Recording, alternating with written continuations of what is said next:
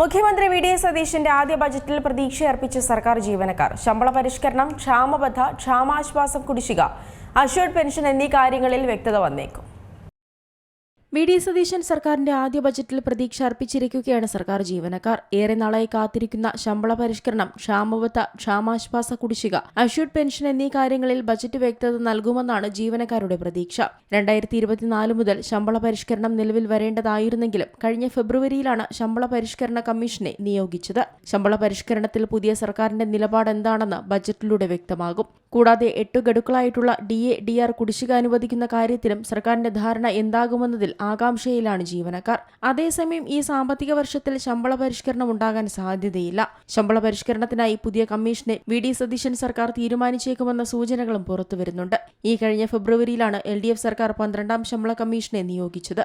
ഇതിൽ യാതൊരു പ്രവർത്തനവും നടന്നിട്ടില്ലെന്നാണ് റിപ്പോർട്ടുകൾ. ശമ്പള പരിഷ്കരണത്തോടൊപ്പം സർക്കാർ ജീവനക്കാർ കാത്തിരിക്കുന്നത് തങ്ങൾക്ക് ലഭിക്കാനുള്ള ക്ഷാമബദ്ധ, ക്ഷാമാശ്വാസ കുടിശ്ശിക എന്നിവയ്ക്ക് വേണ്ടിയാണ്. 8 ഗഡുക്കളായാണ് ഇനിയും സർക്കാർ ജീവനക്കാർക്ക് ലഭിക്കാനുള്ളത്. അടുത്ത 4 വർഷത്തിനുള്ളിൽ ഈ 8 ഗഡുക്കൾ നൽകി തീർക്കുമെന്ന് LDF സർക്കാരിന്റെ ഫെബ്രുവരിയിലെ ബജറ്റിൽ അറിയിച്ചിരുന്നു. കുടിശ്ശിക ഇനത്തിൽ മാത്രം 36,057 കോടി രൂപ നൽകാനായിരുന്നു LDF സർക്കാർ ഉത്തരവിട്ടിരുന്നത്. എന്നാൽ കുടിശ്ശികയ്ക്ക് പകരം ഈ പ്രാവശ്യത്തെ ക്ഷാമബദ്ധയും ക്ഷാമാശ്വാസവും നൽകാനാണ് സാധ്യത.